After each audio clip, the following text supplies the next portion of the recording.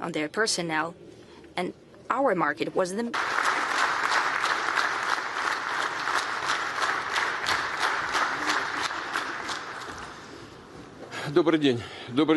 Good afternoon, distinguished ladies, gentlemen, friends. I welcome all of you at the 8th International Forum, the Russian Energy Week. You are already having a discussion amongst yourselves, and you have a chance to familiarize yourselves with the positions of one another. It is hardly likely that I'll tell you something that you're not aware of, but I'll dwell on certain key points. Certainly, we are pleased to host in Moscow the heads of leading world companies, experts from the industry for a substantive, productive dialogue on developing the energy sector. This dialogue is of particular importance amid dynamic, profound shifts in the global market. And this is precisely this stage that our energy and service companies are at, as well as suppliers and consumers of energy resources and whole countries. In the course of my remarks, I will broach certain major trends of the modern energy sector, and I will certainly share our perspective on the challenges facing the global and the Russian energy sector, the first of which being the recalibration of the world energy connectivity. To a large extent, this recalibration is brought about by objective, natural causes. It's just new centers of economic development are popping up and consumption is growing over there. That's it. But we are also witnessing a deliberate dismantling of the world energy architecture, which is brought about by aggressive and rather pushy actions by certain Western elites. As you're aware, under the political pressure, many European countries have given up Russian energy resources. I pointed out before what this might result in for the European and Western countries themselves, for their economic and production capacities. We are witnessing the fallout of such actions in the EU itself. We see diminishing industrial outputs, rising prices, owing to more expensive oil and gas coming from beyond the ocean, as well as a lower competitiveness of the European goods and the European economy as a whole. According to Eurostat, the industrial output in the Eurozone in July this year is 1.2% lower than the average over 2021, and we see a continued slowdown, a continued decrease of industrial output, and the engine of EU growth, namely Germany in July, it decreased by 6.6% as compared to the average 2021 levels. But I'm not talking about the European problems here. I'm talking about the world energy market at large, which is undergoing a reformatting of supply chains, which has an objective character. We see a reorientation of energy logistics to the global south, the dynamically developing countries of the Asia-Pacific, Africa, and Latin America through more reliable routes with new hubs, new ports that take into account both the current and the future needs of the consumers. And these needs are growing year in, year out, just as the world economy is growing. The pace might be different, but still it's in the positive figures. The world oil demand this year is estimated to stand at 105 million barrels per day. That is 1 million more than last year. The main factors driving the growing consumption include the active development of petrochemistry. It's growing at a pace higher than the GDP growth on average, and the transportation, because even though there are plans to give up internal combustion engines, still these plans are deferred, and for many years to come, cars using petrol are still going to be in use. Yes, there are electric engines, but still you need to get electricity because it does not magically appear in the plug, in the socket. You still need oil or coal or something else to produce this. power, this electricity. Russia still retains the position of one of the leading oil producers, despite the malafide competition mechanisms used against us.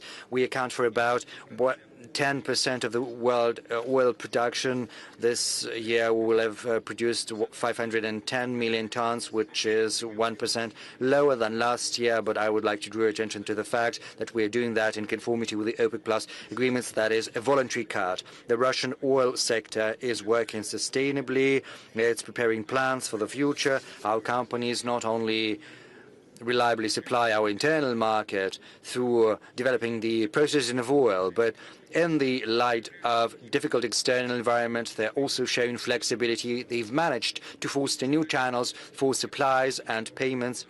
In the past, the export of our oil and oil products mostly was oriented towards one single consumer, namely the EU, but right now the geographic range has expanded significantly. As I pointed out before, Russia is continuing its cooperation as part of OPEC Plus based on our mutual interests, our partners, and we are performing our obligations with a view to rebalancing the world oil market. But this is being done not just for the sake of the producer, but also for the sake of the customer. And the results are already evident. We see the volume of supply in the market as well as the current prices. These parameters fit both the needs of the consumers and the producers. It helps launch investment projects and also creates an environment to ensure predictability in the global economy, and predictability in the oil market is probably one of the most important achievements we can boast of. As far as the world gas market is concerned, in that particular regard, the supply chains are shifting as well, and the reasons are objective. We see a steady increase in gas consumption in the Asia-Pacific and the Middle East and in Latin America, whereas in Europe, the gas demand is still at levels lower than 2019 because their industrial output is decreasing, so they don't need as much as they used to. It's as simple as that. So it might seem that the fact that certain European countries have given up Russian gas, the blow-up of Nord Streams, would have severed us from conventional markets and dealt a blow to an important part of our energy sector. And indeed, we have to admit, at first our gas exports decreased somewhat, only to bounce back and start growing. It has not fully recovered, but the direction is evident. The move by the EU has only accelerated the shift in our priorities in favor of more promising, reliable clients. Countries know their interests and they act rationally based on those interests. Our gas companies provide these markets with reliable supplies, just as we have already and always done that in all of other directions and contracts. Together with our partners, we're working to expand the export potential of the Russian gas sector, and I'm not just referring to pipeline gas, but also to LNG supplies. At the same time, we are increasing our internal consumption of gas, which is of the utmost importance, in particular, and gas-based chemistry. There are facilities being built in the Volga region in Siberia, in the Russian Far East. We are also providing better supplies of gas to our settlements and cities. Over the last 5 years, we have built more than 100,000 kilometers of gas distribution networks, thereby propelling our level of gasification to almost 75%, and this level will only grow. To be more precise, the gasification level stands at 74.7% since 2019. It has grown by 6.1 percentage point. We're also continuing with the social gasification program. Over the last 4 years, almost 1 million households have got access to pipeline gas, and we expect the number to grow by another 2 million in future. 1,393,000 plots have been connected to the gas distribution networks. 988,000, almost 989 connections as been performed. And I would also like to point out that Russia has unique sources of gas. We retain high level of production, but we have to work on this resource base, and we have to replenish it, including through tight gas. At the beginning of this year, I've instructed the government to draft a special program for the hub of our gas sector, Yamal and N18G Autonomous District. I would like to ask the colleagues to do that within the time frame defined and to launch this program as soon as possible. A couple of words about the coal sector. Despite negative forecasts by certain experts, coal still holds a significant share in the world energy mix. But there are clear regional distinctions we can observe. Whilst Western markets are decreasing their coal demand, Asian countries are, on the contrary, increasing the consumption of coal. But of course, it all boils down to economic efficiency of coal-based generation. But given the global economic center of gravity shift towards the Asia-Pacific, we can expect the coal market to remain important, significant for decades to come. Just as any market, it can be cyclical, and right now coal producers are facing lower prices. But amid these conditions, we are supporting our companies and their staff. We are also helping them with the restructuring of their loans. I would like to ask the government to keep following this situation and help the businesses recalibrate support measures, but the coal industry itself should raise its competitiveness as well as efficiency. Distinguished colleagues, the second major global trend is the growing role of power generation. In the next 25 years, electricity generation is expected to double, and 85% of additional demand is going to come outside the so-called developed economies and the countries of the global south, to be more precise. Russian power grid is one of the largest in the world. Our generation facilities has a total installed capacity at almost 270 gigawatts. And this tremendous complex is working reliably and without malfunctions. At the same time, we see certain local deficit of electricity, primarily in the regions where major industrial, transportation and logistic projects are underway. We need to cover this gap through development of power grids, updating generation equipment and commissioning new power stations. I'd like to highlight that the costs of energy companies should not be automatically transferred into tariffs to be shouldered by consumers.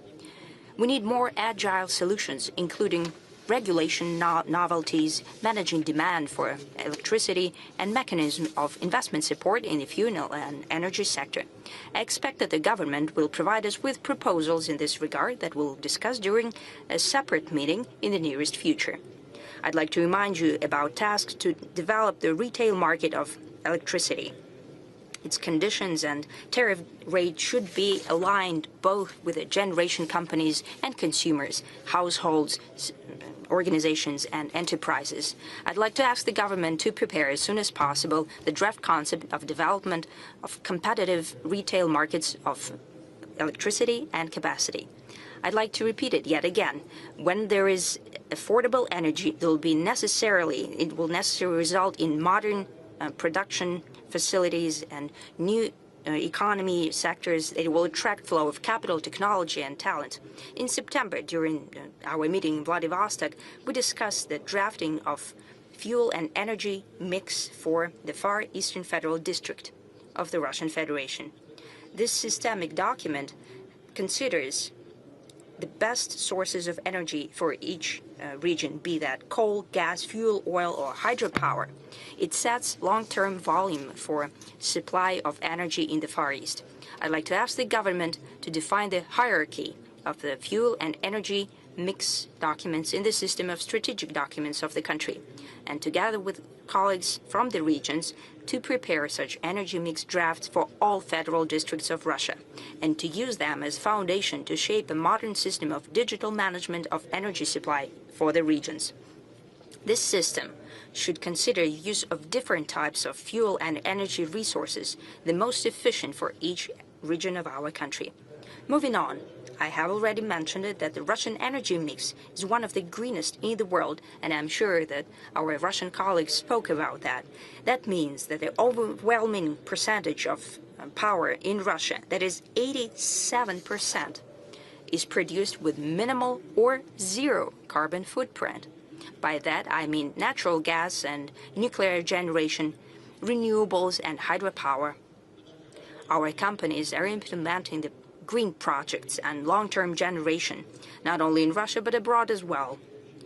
For example, Russian scientists, engineers and managers have implemented more than 400 projects in hydropower in 55 countries of the world.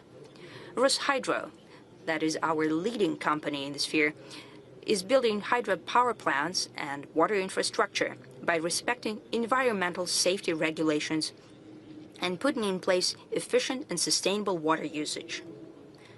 Impressive experience has been accumulated by our another high-tech leader, that is Rosatom. It owns about 90% of the global NPP market. About 90%. 110 energy units of Russian design have been built around the world. Russia is the only country in the world that has the competences across the whole nuclear chain. And by building abroad, we are not just erecting facilities, but together with our partners, we are creating the future of the energy sector and related sectors of the country.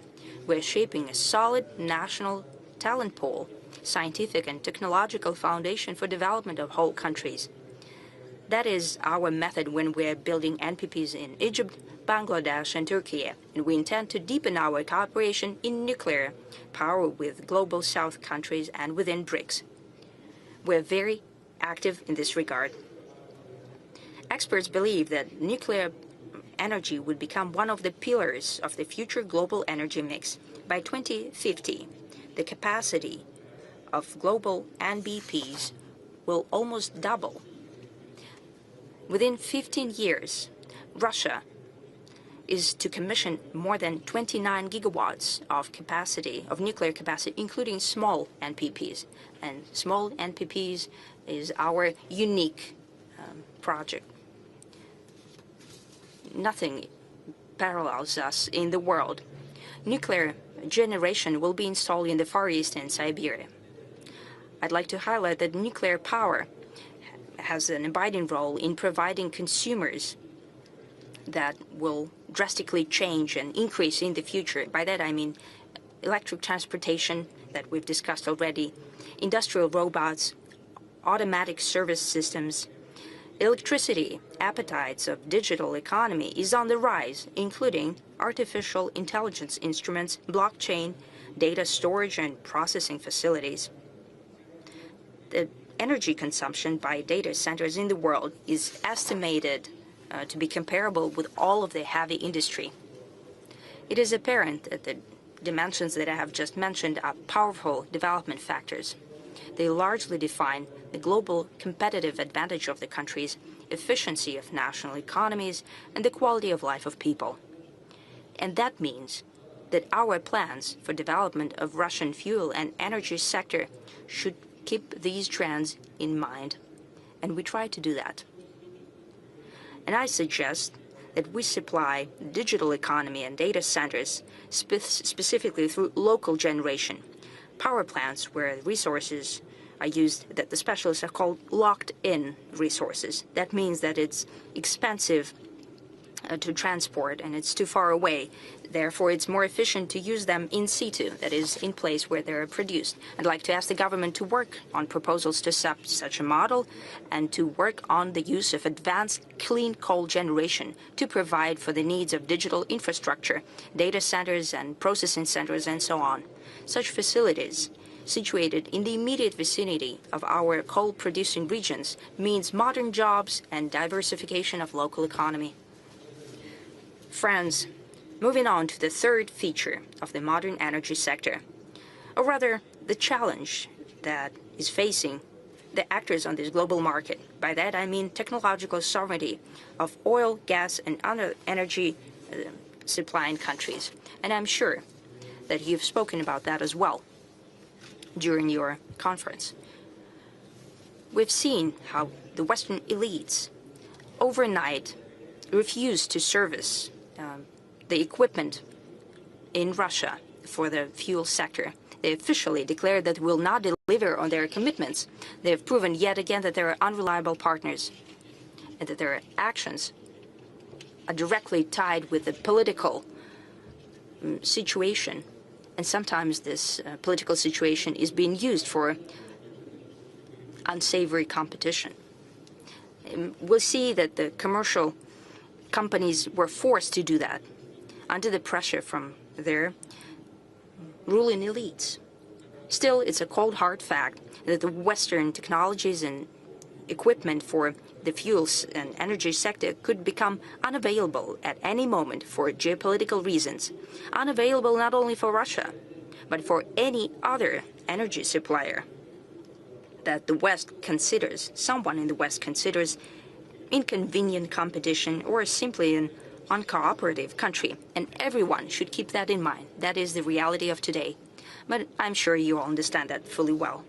That means that we need to actively shift the status of country energy suppliers, shifting from purchasing the equipment toward technological leadership.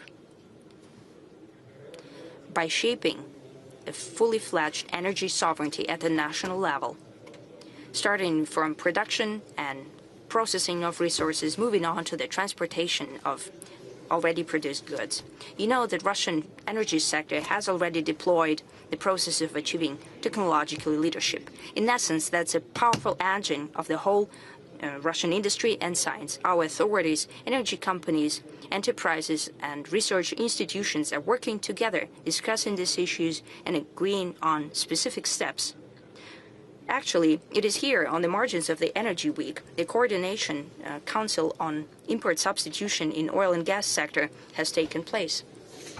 You know, what's happening here? I have been talking to our companies. First, initially, I have to admit, we were doing reverse engineering, but quite soon we started to move on from there.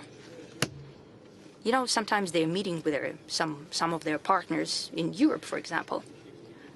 What's happening there? They have to cut down on their personnel, and our market was one of the main markets where they used to send their high-tech products. They have to abandon our market, meaning that their production becomes cost ineffective. They have to cut down on their personnel. They're losing their technologies. In turn, our specialists are developing technologies, and they're becoming technological leaders because we can produce homegrown technologies at a cost-effective level. And we're starting to get partners from around the world that are purchasing this equipment from Russian companies now. They used to buy it in Europe. That was yesterday, but today they're buying from Russia. So what did they do? So simply, like in that anecdote, someone buys a ticket just to spite the train driver and does not get on that train later. That is the reality of today. Domestic services are already covering the main demand for boron in Russia. We have increase in manufacturing of production equipment and chemicals. We're introducing our homegrown technological solutions in servicing deposits and infrastructure. Many of the things that I've mentioned before was previously done by foreign companies. Now it is being done by our specialists. Russia has tremendous engineering potential and serious scientific and practical experience in our fuel and energy sector, which has been time-tested, that they have proven their efficiency in harsh climate and inclement weather. We have competence, experience, and best practices in order to achieve progress even in the most complex sector of energy landscape and to recover tight reserves, which is especially important for the oil industry. And we'll be doing that not only independently, but also together with friendly countries that are fully well aware of the geopolitical risks. Russia is providing comprehensive technological cooperation of energy-producing countries free from sanctions and foreign pressure. A true partnership based on exchange of experience, knowledge, creating industrial alliances. And results of such a partnership will benefit everyone who's taking part in that work. You know, as for equipment, I've just spoken about it. And I was talking about nuclear power. And here, Russia is an absolute leader. We're independent from anyone. Everything done in the nuclear energy is fully implemented in Russia. And that will be the case for all types of energy sectors. In oil and gas equipment, the same will happen. Colleagues, business and expert communities are becoming more vocal in their opinion that the world is entering the era of energy realism. Reckless, and I would say irresponsible, steps of some of the Western elites have resulted in the fact that the priority is given not to the modalities of energy transition on comparison of emission volumes from different types of fuel. An ever more abiding and significant role is being played by the very access to fuel and energy, the grids and pipelines in place, and installed capacity of the energy systems. Amid these conditions, it's especially important to efficiently manage recovery and inventories of resources to ensure technological and environmentally friendly development of the industry in order to saturate domestic market, achieve national development goals, and execute on foreign commitments. We have always done that and will continue to do it. That is one of our absolute priorities. Understanding all these tasks and challenges, Russia intends to strengthen its position as the global energy leader and to develop partnership relations in order to build a just and sustainable model of global energy in the interest of the future generations. I hope that the convening of the Russian Energy Week will make its own tremendous contribution to this joint work that we're doing together. I'd like to wish to participants and guests of the forum every success and all the best. I'm sure that already a lot of many useful meetings have already taken place and many discussions have taken place. We're only happy that this is happening. It means that the goal why we're inviting you here to Russia is being achieved. Thank you. Thank you.